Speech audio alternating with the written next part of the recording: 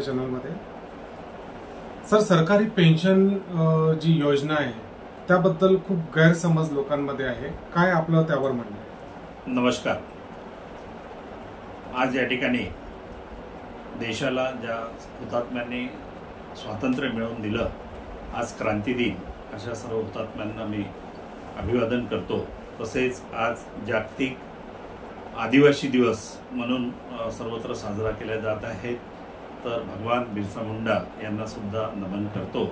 आणि आपण जो प्रश्न विचारलेला आहे, या महाराष्ट्रामध्ये देशामध्ये 1 नोव्हेंबर 2005 नंतर सेवेत प्रविष्ट झालेल्या कर्मचाऱ्यांची 1982 ची कुटुंब निवृत्ती वेतन योजना शासनाने रद्द केलेली आहे आणि त्यांच्यासाठी अंशदान निवृत्ती वेतन योजना लागू केलेली आहे।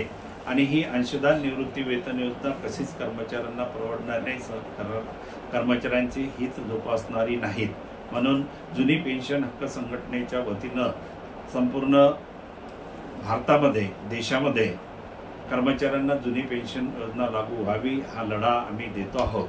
मी 1.5 वर्षापूर्वी महाराष्ट्र राज्याच्या विधान परिषदेत निवडून येत असताना सुद्धा कर्मचाऱ्यांना जुनी पेन्शन मिळावी हा महत्त्वाचा मुद्दा होता आणि या मुद्द्याला घेऊन आम्ही सतत सभागृहामध्ये लढा देतो आहोत। सभागृहाच्या बाहेर सुद्धा आंदोलनाच्या माध्यमातून लढा देतो आहोत। संपूर्ण महाराष्ट्रामध्ये कर्मचाऱ्यांना जुनी पेन्शन योजना लागू व्हावी यासाठी विविध प्रकारच्या आंदोलनाच्या माध्यमातून शासन दरबारी ही मागणी आम्ही रेटून धरलेली आहे आणि शासनाने या संदर्भामध्ये 14 मार्च 2023 ते 20 मार्च 2023 दरम्यान जे फार मोठं आंदोलन झालं, त्या आंदोलनाच्या माध्यमातून शासनाने एक समिती निर्माण केलेली होती आणि त्या समितीने शासनाला अहवाल दिलेला आहे आणि शासन आज GPS ही नवीन योजना कर्मचाऱ्यांसाठी लागू करू पाहत आहे।